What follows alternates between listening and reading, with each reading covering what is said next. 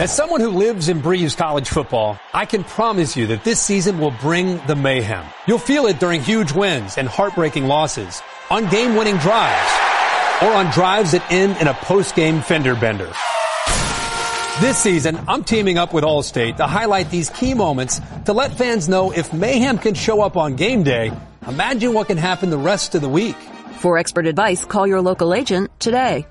And now, Jalen and Jacoby on ESPN Radio. When I pop the trunk, head the dead. Y'all pop the trunk, I pop the hood. Now act stupid, I'll pop the trunk. Now give me a boom. He is Jalen Rose. What up, Dow? I'm David Jacoby. And on the cool check-in, center stage on the mic. And we putting it on wax. It's the new style. We're Jalen Jacoby. What do? We give the people what they want. Of course, we're going to talk about the NBA season debuting last night with two intriguing games. We're going to talk about the Giants owner talking about Odell Beckham. We have a cultural or regional segment. It is Women's Crush Wednesday. There's so much to get to, but Jalen, there is brand new information about a topic that's very important to the two of us. What's that, sir? Drake went on The Shop and basically hinted that it was Kanye West that told Pusha T about his baby mama drama. Now, Pusha T went on the Joe Budden podcast, and he said that it was Drake's producer, 40, that gave the information to a woman that he was sleeping with that then gave the information to Pusha T. What? What do you think about this pillow talk gone wrong? Well, anytime there's a beef and or diss records, the information, especially if it's exclusive, has to come from somewhere. That's why doing your homework is really important and being a student of the person that you're about to engage against. And so that's just the art of war. Some of the best diss records of all time. Ice Cube, No Vaseline. Nas, Ether. The list goes on and on. Those songs contain information that people really didn't understood existed until the song came out.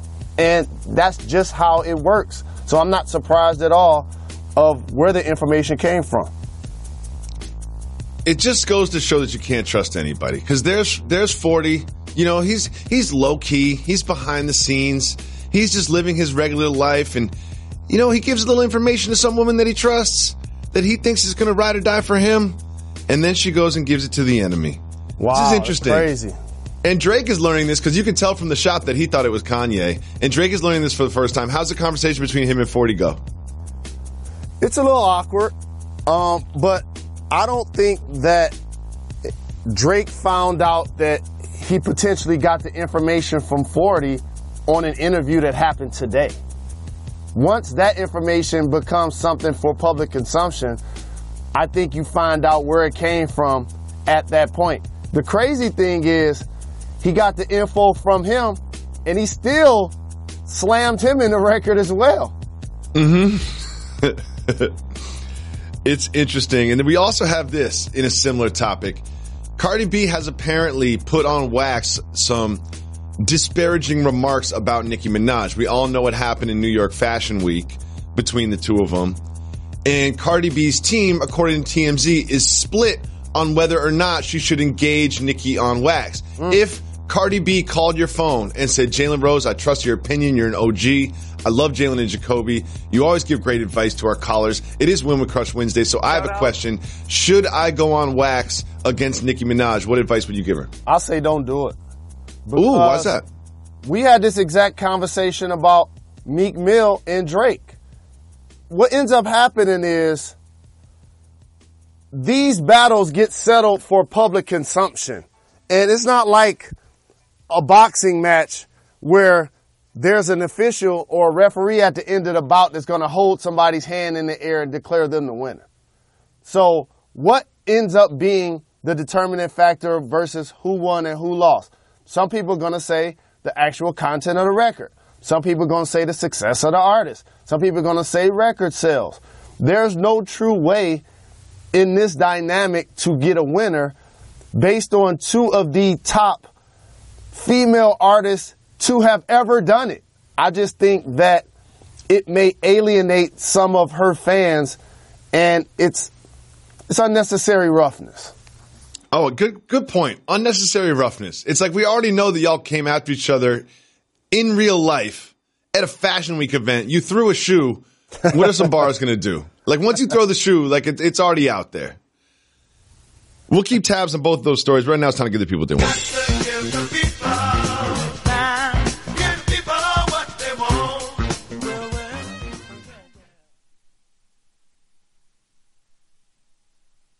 Technology Truths, brought to you by Geico. Technology Truths. Truth. Teenagers can communicate entirely in emojis. How was the birthday party? Pizza slice, kitten, soccer ball, pineapple? Truth. It's so easy to switch and save on car insurance at geico.com. What are you talking about? Paperclip, shoulder shrug, high five, wizard hat? What? Geico. 15 minutes could save you 15% or more. The NBA season is upon us, Mr. Rose. We had 2 games last night, and they were both intriguing. The first one between the Sixers and the Celtics was full of highlights like this one featuring Jason Tatum accidentally going off the backboard between the legs from Ben Simmons to Joel Embiid. It was a fun game to watch. The Celtics led throughout, but I have to say the most interesting part of the whole thing was what you just saw. Kyrie Irving and Gordon Hayward, the 2 stars that we expect to propel the Celtics into championship contention, were a combined 6 for 26 from the field. The Celtics won. They led throughout, but were you surprised by the underwhelming performance by Irving and Hayward? I wasn't surprised at all. You got to take into account that they're rejoining a team that made it to the conference finals without them and beat a team like Philadelphia, who has 2 cornerstone players in Embiid and Simmons. So now you integrate them back into the lineup. Gordon Hayward coming off a gruesome injury, and Kyrie Irving, obviously, as the primary ball handler. It's going to take time to use everyone to their strength. But the impressive thing is how they still beat the brakes off of Philly, and those 2 guys didn't have particularly great evenings.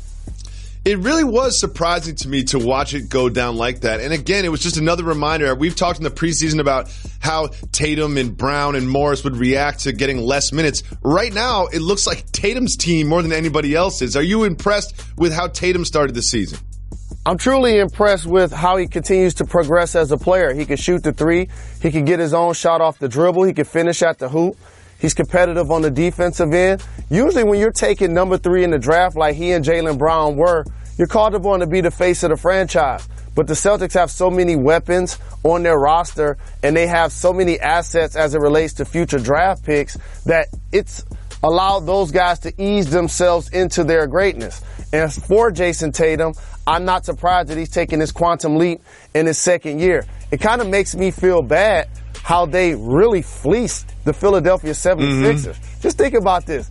They not only traded Markelle Fultz, in theory, for Tatum, they also gave up a pick so that they could take Fultz number 1 overall. And so when I see him have a pedestrian game and Tatum shine the way he does, it just reminds me that Philadelphia has a long way to go to get on the level of the Boston Celtics.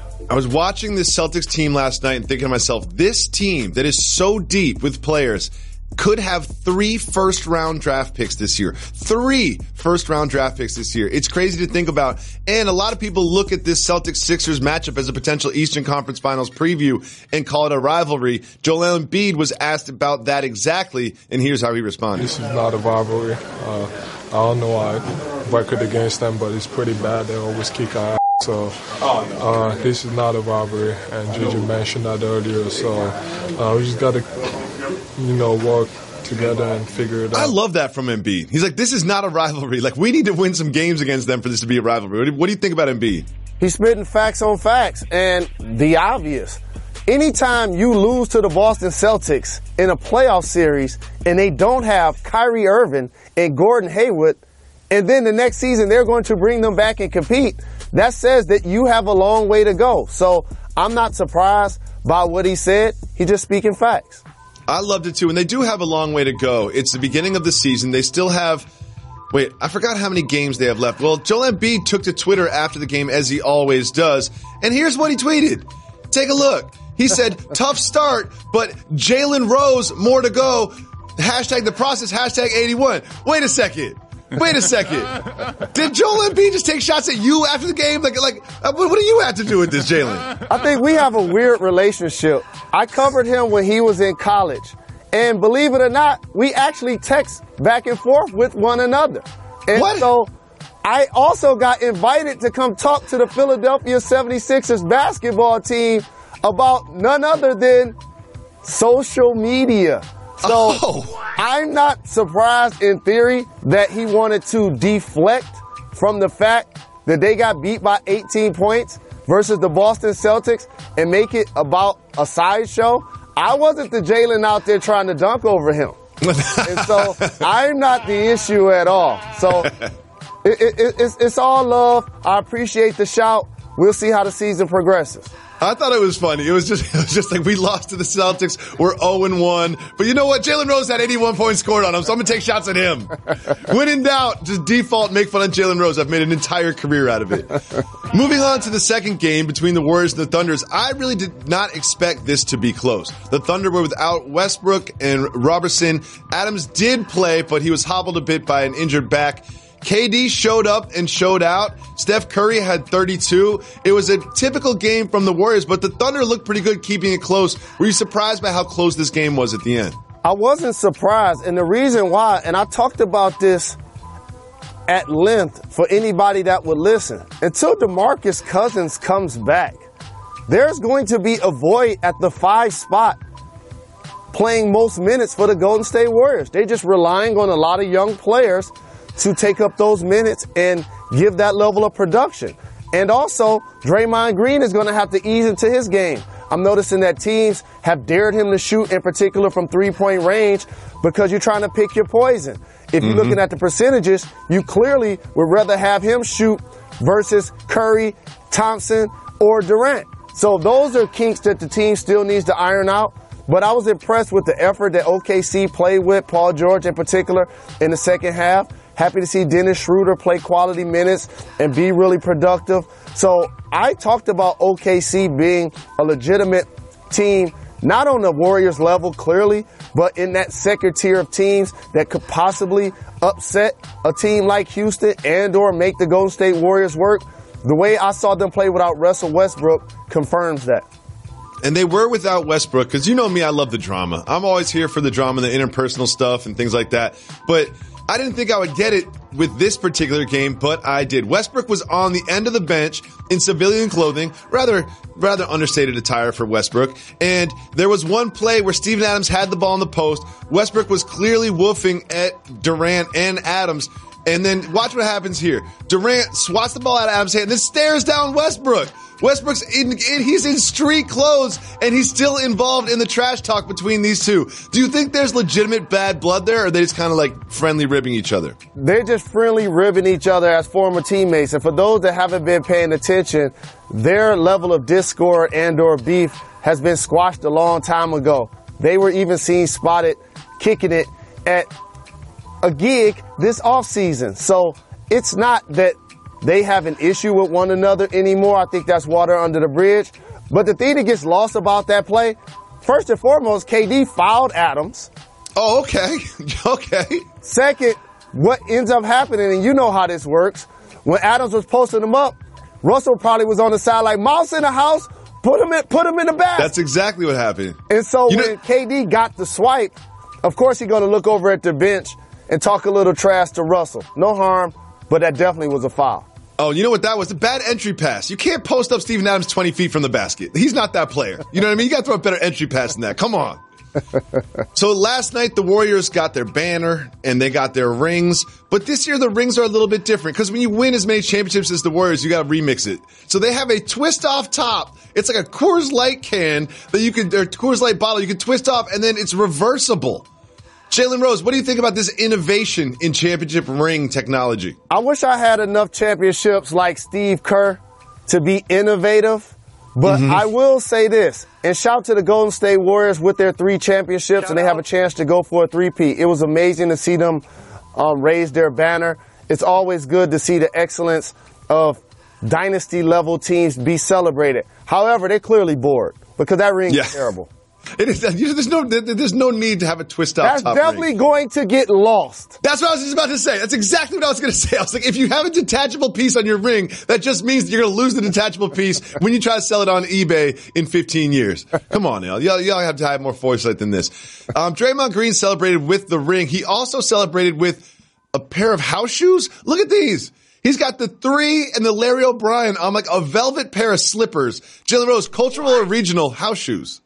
Well, first and foremost, that's definitely cultural, number one. Number 2, I'm happy for my brother, my fellow Michigander representing Saginaw, to be in a position to play for one of the best teams in the game and have 3 championships and be an integral part of what they do. So for him to rock the shoes is definitely no surprise to me. Jalen Rose, it's time for News That Matters. Not only have the Warriors innovated ring technology, they've also innovated something else that's very important to the basketball experience, the kiss cam. We all know the kiss cam. It's always fun. You watch people kiss. You watch people don't kiss. It's a great part of the in-game experience. However, the Warriors are now doing this.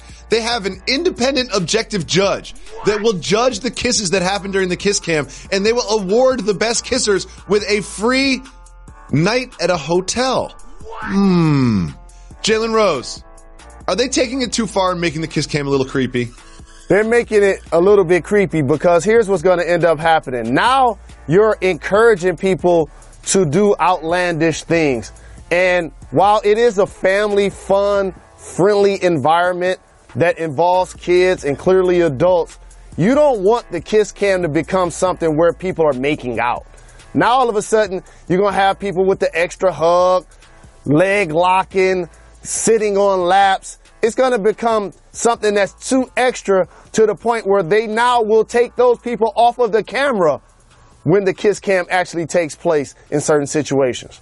I totally agree. I think the kiss cam is about to get a little X-rated at the Oracle. Like, they're going to change this policy. I'm predicting right now. You make a lot of great predictions about the NBA. I'm predicting about the NBA that they're going to change this kiss cam policy because it's going to get a little risque. It's going to get a little like a nighttime on Cinemax over there at the Oracle and the in between the breaks. Chill.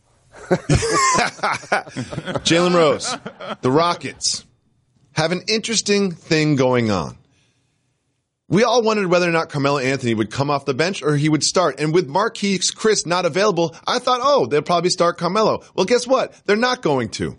And Rachel Nichols sat down with Carmelo Anthony to ask him about his role in coming off the bench. And here's what Carmelo said. I know what I can bring, and I know what I still can do and what I still have. So my confidence from that standpoint, I always have to say, I don't want to come off the bench. But knowing that ahead of time and having those conversations and going game to game and understanding, okay, we might need you to do this tonight. We might need you to do that tonight. I have a clearer understanding of what my role is. What does he mean by have a clearer understanding of what my role is? Is he talking about last year? He's a future Hall of Famer, but the league has a way to humble you. And what, in theory, has happened for Carmelo's career, though he's had terrific success with USA basketball and won a ton of gold medals, his NBA career, he's not had the necessary label of being able to lead a winning team as its best player. He wasn't able to do it in New York, and all of the fans let him hear about it. So once you go to OKC, on paper, it looks like, it's going to be a big three. It's going to be Russ. It's going to be PG. It's going to be Melo. And then he was not able to produce at an elite level. So now when you go to Houston, it's all about reinventing yourself. They had the best record in the West without him. James Harden has continued to lead that team without CP3 and without him for that matter. So now when you come to that squad, you can't be the person that everybody now looks at and say, wait a minute, what's different about the team? They lost Ariza, they lost Bamute. Why aren't they as good? It's Melo. So he doesn't want people to point the finger at him again if the Rockets aren't able to achieve their goals. I believe he still has a lot left on the offensive end. Again, He's not the first option. He's not the second option. Capella, in theory, is going to be the third option. Offensively, he's probably going to be the fourth option. So it makes sense to bring him in off the bench versus second-line guys, allow him to hopefully get himself going, heat check style, and in certain games where the matchups work, he'll be out there to close the game. In a lot of matchups, however, he will not be out there to close the game, and or they'll do a lot of substitutions as it relates to offensive versus defensive switches, which is going to be frustrating for him. It's going to be interesting to see how that dynamic plays out. Well, I'm glad you brought this up because with Eric Gordon and Carmelo Anthony both coming off the bench for the Rockets, they really set themselves up for success during that stretch at the end of the first and start of the second quarter when you got the second unit in there. You played for years in the NBA. What is it like coming off the bench and facing second units? In theory, it's just an opportunity for you to be productive. And whether it's against frontline guys or second-line guys, teams strategize against that as well. So what's going to happen is certain teams that want to take advantage of him defensively, they'll probably take out one of their forwards early in the first quarter so that they can put him back in when he's going to come in the game. So teams are going to be paying attention to this dynamic, and it's going to look a lot different for Carmelo because he's going to literally, like last year, in a lot of cases, be standing around the three-point line. He's improved as a three-point catch and shooter, and he can't knock that shot down. But we know Carmelo Anthony to be at his best when it's mid-range, Bernard King style, pump fake, jab step, 1 or 2 dribbles, pull up 15 to 18 feet. So it's going to be important for him to make his first couple of shots and or not get a couple of fouls or not get a couple of turnovers because some of those times his rope is going to be a lot shorter. Do you think D'Antoni is not starting Carmelo to start the season because he doesn't want to, Marquise Chris is out, so now I'll put Carmelo Anthony in the starting lineup and then take him out of the starting lineup? Is that his strategy here? Well, I'm not starting him because it's not what's best for the team, is what he's thinking. If he felt like putting Carmelo Anthony in the starting lineup will help the team win and or perform at an optimum level, then he will be starting. I agree with the decision and feel like at this point of his career that he's best as a reserve, which is fine. But the key is, will he be out there to finish? That remains to be seen. We will see as the Rockets season starts. Right now, it's time for Socially Awkward.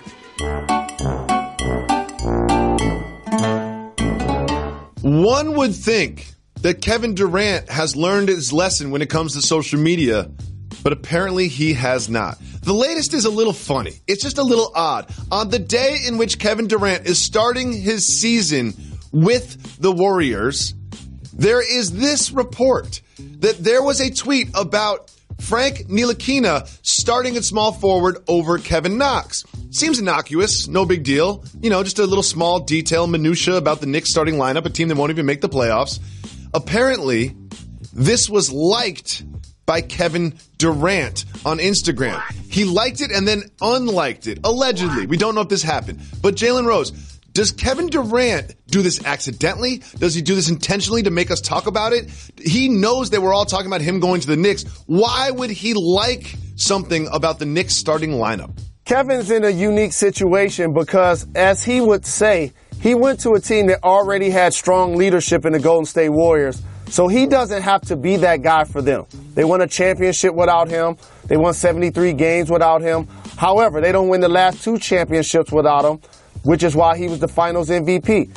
We continue to talk about his prowess on the floor, but yet and still, we always seem to find ways to talk about what he's doing on social media. Mm-hmm. And in this case, paying attention to the dynamics of the New York Knicks is not a surprise to anyone that's been paying attention to NBA gossip, so to speak, because I believe, like many, if the Warriors win 3 straight championships, Kevin Durant does see and would accept the allure of being the quote-unquote king of New York. Of course, there's only one notorious big, but the day he signs to play with that squad, he becomes a hero in a large media market. He's from the East Coast. It makes sense for a lot of reasons. So I'm not surprised that this happened. But if I'm him, just own it. Don't unlike it. That's always the whack move. When you put up a picture, when you put up a post, even if you don't love it, don't take it down. That's the whack move. Don't unlike it. Just own it. We see it. There's no going back once it already happens. For me, it's like when I make a mistake, I don't make the mistake twice, but he keeps doing things like this. And at this point, I think he might be trolling us. He might be doing things like this just so people like us talk about it on broadcasts like this. And I'm falling for it 100%, and I'm totally here for it, Kevin. Please continue to be confusing on social media because I love it. And we can't ignore the fact we call KP the Unicorn. Who gave him that nickname? Kevin Durant. You brought that up yesterday. It's a great point by you, Jalen Rose. He's had his eye on the unicorn since before he was the unicorn. Yep. Jalen wears crazy clothes, flashy clothes, gold chains, designer sneakers. I have a different style. I wear more basic block colors. I might mix it up and wear a pink sweater. But really, I wear just kind of dark jeans, Chuck Taylor shoes, one colored shirt. And the thing about Stitch Fix is a company that will recognize the difference. It will find your style and support it. Stitch Fix is a company where a stylist pulls items for you, and then they send you a box. And in that box is multiple items of clothes. You try those clothes on. Your stylist has picked for you these clothes. And when you try them on, they're all in your size and they're all in your style. And if you don't like them, you just send them back. It's not hard. You don't have to fill out any forms or anything. They give you the packaging to send the clothes back. So you only keep what you want to wear. And as you build these relationships with your personal stylist, as I did over time, you end up keeping more than you don't. Because what ends up happening is you guys get in lockstep. So if they were working with Jalen, they would pick some flashy, crazy stuff. If they're working with me, they would pick some well-fitted basics. And they work with designer brands. I've used it before. It is excellent. All you have to do is answer some simple questions about your sizes and your favorite style and your budget. And then right from there, your stylist springs into action, starts pulling clothes for you. And the styling fee is only $20, which is applied as a credit toward anything that you keep. And you'll start keeping stuff because they'll start figuring out your style. Get your fix whenever you want. Right now, you can sign up for scheduled shipments or just get a single box. It's all up to you, which is why Stitch Fix works so well.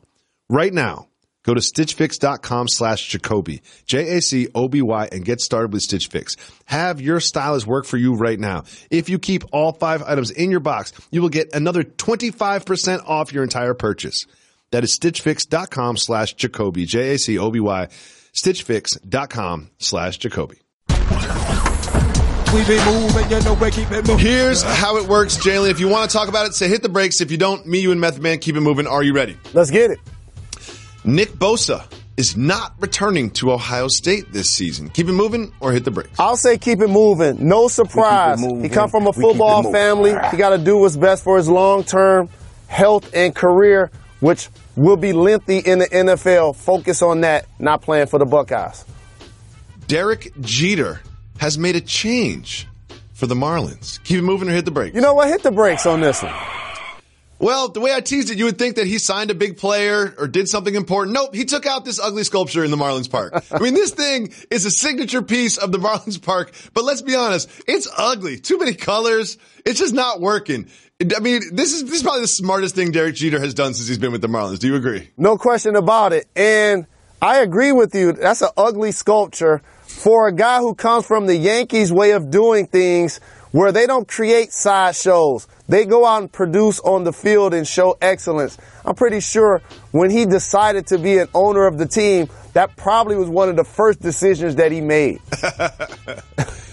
Next, Manny Machado is being called a dirty baseball player because of a collision at first base. Keep it moving or hit the brakes?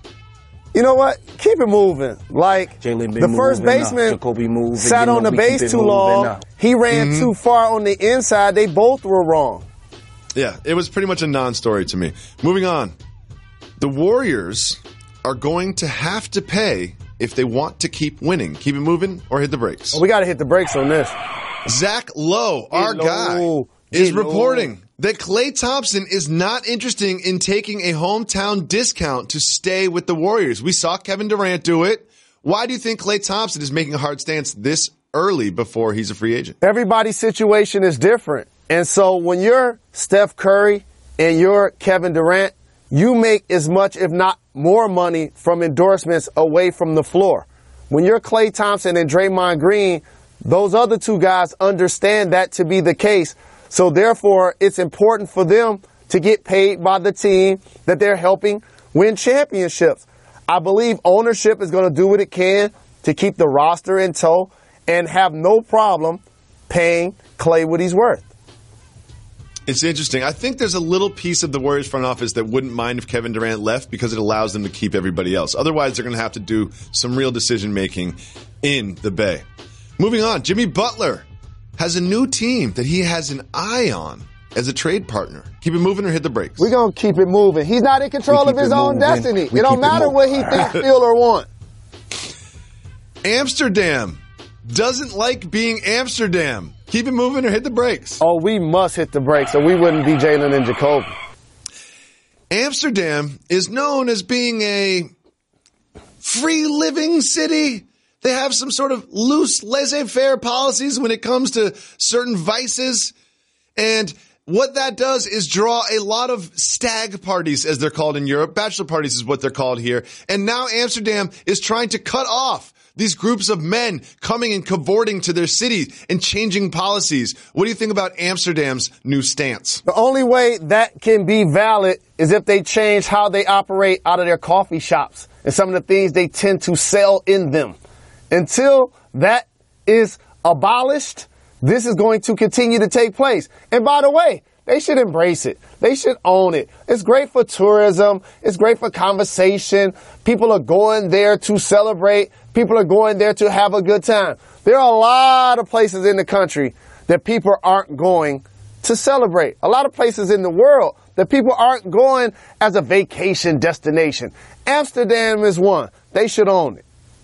I go for the clogs and the windmills. That's why I go to Amsterdam. I don't even know what you're talking about coffee shops. Just clogs and windmills. Wooden shoes and windmills. That's why I visit Amsterdam. We keep it moving. This is a segment where we take questions from our audience. We decide whether they are cultural or regional. It's not about stereotyping. It's about exploring the differences between all of us in the melting pot that is our society. Let's take the first tweet from our audience. This is a tweet from Spike. Cultural or regional since the weather is changing. Ginger ale being a cure-all. And which brand is best? I think we both know that Werner's is the greatest ginger ale on the planet. But Jalen, do you think ginger ale is a cure-all? Ginger ale is a cure-all. I think this is actually something that's regional, not cultural. A lot of people enjoy ginger ale. And in particular, if you're from Michigan like myself, as you just acknowledged, Werner's, Detroit's own, is the absolute greatest ginger ale of all time. Werner's is clearly the greatest ginger ale on the planet. I've been drinking it since I was a child. It is superior to all other ginger ales. There has been some science, some studies done recently that caused quite a controversy in regards to ginger ale. They've found that ginger ale actually causes stomach pain and does not cure stomach pain. And to that study, I say, you're wrong, study. Forget science. I know that ginger ale is good for my stomach. Oh, no. This is breaking news. This saddens my heart on this very day. But by the way, it's not just a ginger ale thing. I think it's actually pop or soda or whatever you want to call it. The actual fizz that's in the soda is what disrupts your stomach. Well, calling it pop is definitely regional. Let's go to our next one from Twitter. Someone tweeted us and they said, cultural regional. Pistol Pete wants to know, turn signals, cultural or regional? I'm going to go regional on this one. When I moved to Los Angeles, all of a sudden, no one used turn signals. Why don't people use turn signals, Jalen Rose? It's definitely regional, especially they don't use them in New York City. You talking about L.A. New York City, they don't even drive in lanes. Okay? So it's definitely something that's regional because I've lived in certain places like Indiana and they definitely use their turn signals. My wife explained to me, she's from Los Angeles, she was like, oh, we don't use turn signals because then you give people an indication of where you want to go and they might speed up. I was like, that is so backwards and twisted. Let's check in on the next cultural regional question from Twitter. This one is from Tafadzwa. Shout out. Keeping chapstick on deck, cultural or regional? Huh, never considered this, Jalen. Chapstick, keeping it on deck, cultural or regional? I'll say regional, depending on the weather. Like if it's too hot and or too cold, it's something that you want to keep with you at all times. To be honest with you, I probably only used chapstick maybe like 2 or 3 times in my life. Yeah, I totally agree. I barely use chapstick. It is not part of my everyday carry. It's not something that's part of my life. I have no trouble hydrating my lips. I don't know who these people are that use chapstick all the time, but one thing I was taught as a child, chapstick is addictive. It's addictive. Like, you can train your body, so you need chapstick. The chapstick people, I'm anti-chapstick. I'm going to write a strongly worded email to society about stopping to use chapstick. I will spend some time doing that later this afternoon. But right now, it's time for another cultural regional question from Twitter. What's the next one? This is from Christian. He wants to know, cultural regional, clapping when a plane lands. Oh, this one's easy money. This is definitely cultural. I'm looking around like, why is everybody applauding the pilot for landing the plane safely? It's kind of his job. If we didn't think the plane was going to land safely, we probably shouldn't have got on this thing. So no question about it, that's cultural. Here's the thing. Number one, the pilot can't even hear you. He's in the cockpit. Number two, of course the plane's going to land. Like, what is the alternative? Like, what, it's like we should clap people when they do something extraneous, when they do something above and beyond. It's called applause. It's called an ovation. You do not clap when the plane lands. And also, this is also contagious. All it takes is for one jerk to start clapping and everybody else feels obligated to start clapping. I'm so against this. Another strongly worded email I need to write to society, because you should not clap when a plane lands. I've just got some breaking news, Jalen. Our producer, Harlan, claps when a plane lands. I think it is cultural. I think it is as well. But however, I do a lot of traveling, and I've been on some turbulent flights, and there have been times, whether it's based on traveling and getting somewhere on time or actually having a really rocky flight, where when the flight did land, you needed to clap because you felt like it was a heroic act for the pilot to actually get you on the ground safely, and it's a way to show appreciation. Just a different way to look at it. Jalen, just because I don't have evidence or knowledge about a topic won't stop me from having an opinion about it. I have a theory that pilots are basically just like sitting there. Like, I think they just push autopilot and like the plane just kind of steers itself to its destination. I don't think they do much through all this turbulence. I'm just throwing that out there. I'd love for someone to prove me wrong, but I'm not sure that they're actively involved in the flight that much. I challenge you to take some lessons and try to do what they do. And by the way, when you're doing this, I won't be anywhere around. I'm not going to do that. We have one more cultural or regional question. Let's take a look. Cultural or regional? Easy. Eating Arby's. Easy. Easy. I do not believe Arby's is a sponsor, so I'm happy to go on wax and say this. I've never eaten Arby's. I have no interest in Arby's. I don't know why Arby's is even a thing. Why is roast beef restaurant, like a roast beef themed restaurant? What is this? Who goes to Arby's? Cultural or regional? Regional. Oh, where do they eat Arby's at? Because here's the thing. Arby's is one of those restaurants. I've never eaten there either, by the way. But they have a lot of locations. They do. They have a lot of supporters, clearly, because that brand has carried itself over decades. It's true. They've got enough money to do ad campaigns. You know, I see Arby's ads all the time. I see Arby's restaurants all the time. I've never seen a line at Arby's. I've never had a friend say, hey, did you try that new Arby's sandwich? I've never even known somebody who's like rides for Arby's. I don't know who these Arby's people are out there. I don't know what region they're doing this in. Where are the Arby's people at? Who is riding for Arby's? For real. And what is their logo is like a star with a base, I think. What does that have to do with roast beef? I don't understand Arby's whatsoever. I will never understand Arby's. I do not want any Arby's. Don't at me. I'm upset about this. I have no idea why. Getting upset over Arby's might be cultural too. Jalen Rose, not only are you a student of the game of basketball, the game of life, but you're also a student of the game of sports media. You've been in the game for so long that you understand how everything works. And you've pointed out to me that basically we talk about 5 teams in the NFL. Whether they're winning or whether they're losing, there seems to be like 5 or 6 teams that are the only teams that we recognize as sports media. And one of those teams is 1-5 right now. The New York Giants. Yet still, they dominate the headlines. They capture the collective conscious of the sports media because there's always drama around them. And that drama is always around Odell Beckham. And here is the latest from the Giants owner, John Mara. I wish he would create the headlines by his play on the field as opposed to what he says and does off the field. I think he needs to do a little more playing, a little less talking. A little more playing, and a little less talking. What do you think about that, Mr. Rose? I have no problem with the owner speaking facts, especially when he just invested in Odell. Now remember, the last couple of years, we have been talking and the Giants have been deciding whether they should invest in their really talented wide receiver, who's shown a level of promise and potential that has been outstanding as it relates to his catches, his yards, and his touchdowns. However, in a team dynamic, when you decide to give him this level of financial commitment, which ownership did, you also expect that guy to be less about me and invest in we. And when you see that trait continuing to foster itself after you already gave him a big deal, he's clearly frustrated. Now, again, I'm not going to put all of the Giants' issues on Odell Beckham Jr. They don't have an offensive line. The defense hasn't been as stout as you hope.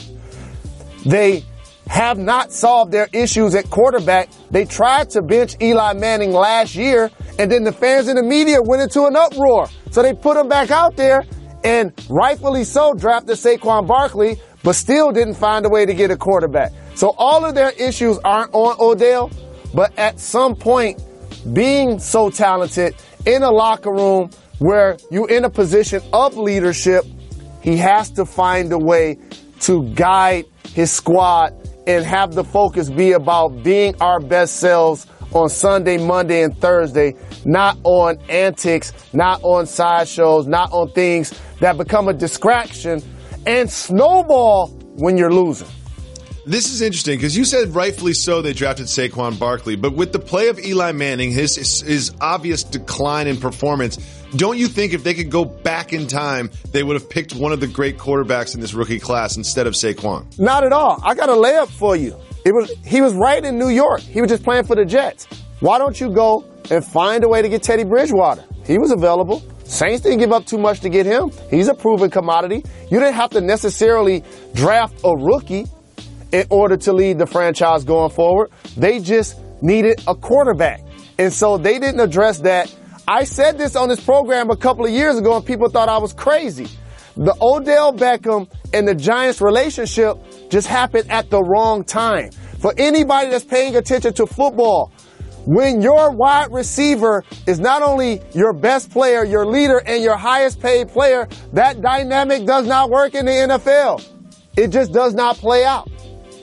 Jalen Rose, do you think the Giants, who are 1-5, they're not going to make the playoffs, the season is more or less a rebuilding season, do you think they should trade Eli Manning to a contender and get some pieces back? Well, the last time I checked, didn't you say they were 1-5? I would think that his trade value isn't as high as you would have hoped, especially after the season has already started. That was something that you should try to do around the draft. Maybe something you do in the offseason. Once the season starts, you basically stuck with them. And here's what's going to happen. They're going to bench them, but it's still not going to be the issue. It's not going to solve all of their issues. That's my point. Football, like basketball, is a salary cap driven sport. It's only so many pieces of the pie.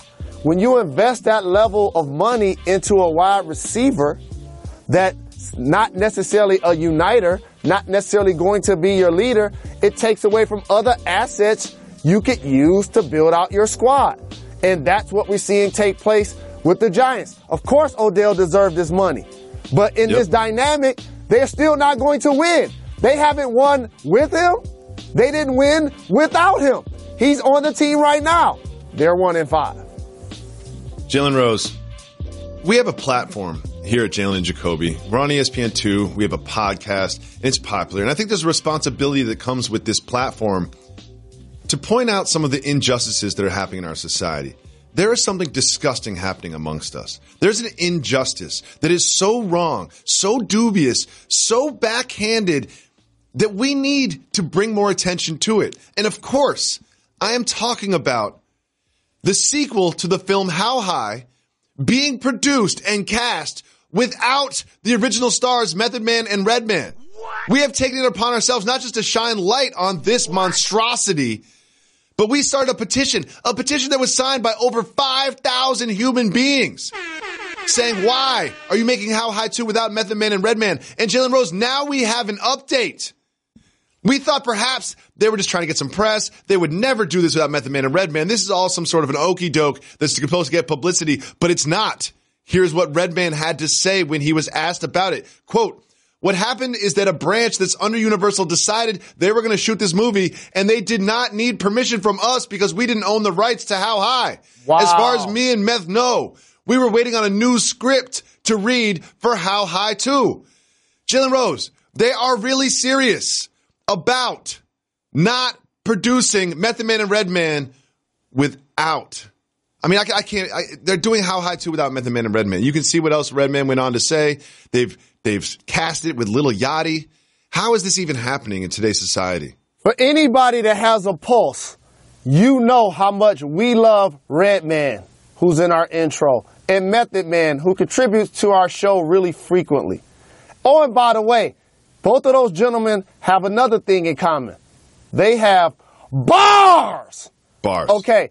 And they helped create a franchise with How High. I attribute the success of that franchise with these two individuals. For them to try to shoot How High 2 without them is a travesty. And the idea, Universal's doing this without them. I'm going to boycott all things Universal. And you know what? I'm going to boycott the universe. I'm no longer part of this universe if this is the way this is going to go. Today is Wednesday, so we're taking all female voicemails as we celebrate Women's Crush Wednesday. Jalen Rose, you and I have resisted calling it Women's Crush Wednesday for years now. And after speaking to literally every single woman that we've spoken to about it, and they've all said, every single one has said that you should call it Women's Crush Wednesday. We're officially calling it Women's Crush Wednesday. I disagree. I'm not. Oh, you're not? Because the term crush has a sexual overtone to it. Flat out fact. What? I believe so too. Flat out fact. Oh, now Reggie's mad. Let's listen to another female voicemail. Our amazing producer, Lisa's talking in my ear. She's saying it's not a big deal. And by the way, Lisa and I both, I think, started at ESPN around the same time for 12 years or so. We've worked together on multiple shows, NBA Tonight, Coast to Coast, Countdown, Jalen and Jacoby. I will say this because I love her so very much. She walked into our studio one day, and I was holding a ribbed undershirt in my hand. And I said, "What do you call this?" And she called it a term that we retired on this program. Okay. Let's listen to a female voice. Hi, Jalen Jacoby. This is Jackie from Colorado and a huge Denver Nuggets fan. And my fiance is born and raised in Portland, so he's Blazers through and through. Who will have the better season this year? And what's an appropriate wager for us to put on it? Love you guys and keep giving the people what they want. Thank you so much for the call, Jackie. First, we'll address who's going to have a better season, the Nuggets or the Blazers. This is a tough call, and this is going to be a really good bet. And I encourage the person to take the Nuggets in this dynamic. Here's why. First and foremost, we love the Portland Trail Blazers backcourt. We affectionately have called them Mama's Boys for years. And it takes one to know one. And Dame Lillard and C.J. McCollum, who I feel is going to continue to play at an all-star level. But you talked about it. The Nuggets starting five is stout. Mm-hmm. And their backcourt is going to have a coming-out party this year. Harris and Murray. They re-signed Barton. I think Millsap is going to find his rhythm this year. And the Joker, 19 points, 12 boards, 6 dimes. Yep. Is as skilled as any big man offensively in the league. In this dynamic, I have to take the Nuggets. I would have to take the Nuggets as well. I think the Blazers will make the playoffs, but probably in like the 7 seed. The Nuggets could be in the 5 seed, the 6 seed. They'll kind of be like where the Lakers are, depending on how LeBron James messes with his players. But what they should wager on it, I'm going to say hour massage. 1 hour massage. Hold on. Wait. No, Jalen, don't do it. Don't get me in trouble. Don't get me in trouble. We got to move on. I'm sorry. They're in my ear. We have to move on. That's way too long. We have to move on. That's way too long. I'm never giving my wife an hour massage. Let's listen to a female voice. Hey guys, it's Megan from Calgary. I just got back from Atlanta, and I want to let you know that I did your strip club tour, Jalen, and it was freaking awesome. My favorite spot was definitely Follies. Shout out to Skittles, who my new friend Antonio bought me a dance from. She had really cool pink hair, and it was great. And yeah, so thanks for the tips, guys. See ya. Megan calling back. Megan once called, said she was from Calgary, going to Atlanta. She needed some advice about establishments that she should visit. Jalen Rose gave her a list of about 17. It was one of the most impressive things that Jalen's ever done. He doesn't really prepare for the show, so he sometimes has trouble listing things. Had no trouble listing all the strip clubs in Atlanta. Can't list the entire staff. Tries to do that all the time, but never misses a single strip club in Atlanta. I appreciate the call back. We truly enjoy the support of all of the people who make our show what it is today. And I am grateful that she chose to call back and give me a shout out for the advice I gave her to go to Atlanta. But this is what you just underestimated, Jacoby. What's that? It wasn't about the advice of where to go. I gave details. I told her what day to go to what spot. Yes, you did. You did. You had the full itinerary for her. Also, big shout to Skittles. Skittles got a shout out. Skittles with the pink hair. If you're in Atlanta, get a dance from Skittles with the pink hair. Apparently leaves an impression, a lasting impression on Megan. Skittles. Thank you, Megan. We appreciate the love. Thank you, Skittles. Appreciate your love. Let's listen to another female voicemail.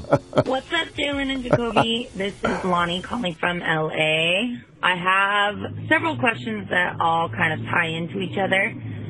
First question is, are you allowed to have more than one team that you root for? You know, I live in LA, which is the land of fair weather fans, and everyone, of course, this year is a Rams fan. But I noticed particularly in football that people claim more than one team. I think that you cannot, but just curious on your thoughts. Second question, if your team doesn't make it to the playoffs in whatever sport, are you allowed to root for another team? And last question, if you are just a fan of sports and you go to a game and neither one of your teams are playing, are you allowed to wear the shirt or jersey of one of the teams that you are there to watch? Okay, thank you, guys. Can I take this? You know where I stand on this. Can I take this? Of course. First off, thank you for the call. We appreciate the support. A couple of things. Shout out. I in no way, shape, or form condone team hopping. I don't care where you live or where you from. Number one. Number two, look at anybody sideways if they root for two of these teams. If they root for two of these teams. The Yankees. Mm-hmm. The Patriots. Mm-hmm. The Cowboys. The Steelers. Alabama football. If somebody roots for two of those teams, what that tells you is they're bandwagon hopping. And they're front runners. They're front running. They're trying to root for the team that is favored to win the championship this year and next year. That's a front running tactic. And lastly, before I let my die easy brother Jacoby tell me why it's okay, here's a guy that's not loyal to a barber. He's not loyal to a team. The only thing he's loyal to is his family and this show. Other than that, this guy has zero loyalty. So of course you can't be wearing another squad's jersey. I don't care if you're at the game or not. And I'm not rooting for a team if my squad ain't making the playoffs. Not gonna be able to do it. Lonnie, I just want you to know that you go ahead and team hop. You go ahead and wear whatever jersey you want. You go into it. If you're a diehard Rams fan and you're going to a Chargers game, wear the Phillip Rivers jersey. That don't even sound Ride for the Chargers. You can chant for them. You can tailgate. You can tell them that you've been a Chargers fan for life. That's what I do. I jump on all the bandwagons. I front run all the time. Pick 7 teams that you like. When you're playing roulette, you want to bet on red or black. You don't want to bet on 17 because you got a better chance of winning. Cover the whole board. I'm gonna start rooting for conferences instead of teams. I'm gonna be like, yo, I'm at the Western Conference. That's my favorite team in the NBA. Lonnie, do you? Don't let Jalen Rose and these other people that are just jealous of your championships, don't let them get in your way. You don't have to be loyal to anything except for your family. And Jalen, you were wrong about something. I'm not loyal to this show. They asked me to host another show. I'm gone. I'm gone. Please. Wait. If I get to ESPN without the 2 on it, I'm gone. Maybe I'll do once a week a segment on this show. Oh, man. And you and Ryan Russillo can enjoy yourselves. That's why your ceiling is the roof.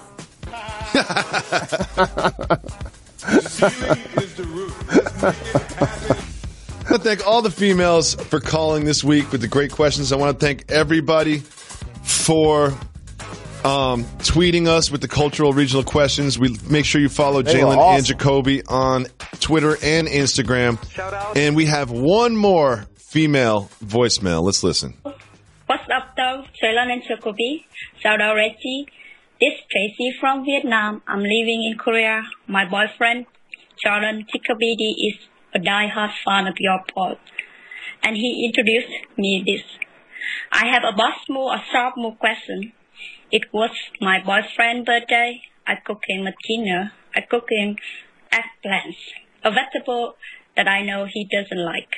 However, I know that I am a good cooker. So I'm a good cook. So I think it may change his idea about eggplants. So is it possible a sharp move to cook eggplants in his birthday? Looking forward to listen to you guys' ideas. And have a great week. Bye. We love international callers. We love international listeners. Worldwide show here, not just domestic, but worldwide. Here's the thing. I understand if you want to cook your boyfriend something that he doesn't like and you try to change his opinion. I think that that's actually a good idea. That's a boss move. But you can't do it on his birthday. No. You know, I'm going to say soft move. Any other day, there's 364 other days in the year that you can cook up some eggplant and try to change his opinion of eggplant. But not on the birthday. Soft move. Well, a couple of things. Thank you for the call. Appreciate the support. There is no level of gratitude towards one that's trying to do something special for somebody else on their birthday. So shout out to you for being considerate and trying to do something for your significant other, whatever it is, first and foremost. The second thing, however, eggplant, that's too healthy.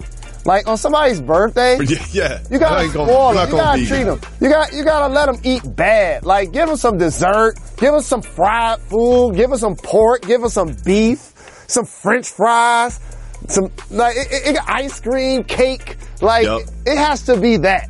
Eggplant is too healthy. I couldn't agree more, Jalen Rose. I want to thank Tracy in Vietnam. I want to thank Lonnie. I want to thank Megan, but I especially want to thank Skittles in Atlanta. You love that name so much. Skittles. Coming for you, Skittles. We'll be back tomorrow. Why is that, KRS? We're not done. We're not done. Got to give the people time. Give people what they want. They my little guys. I love them.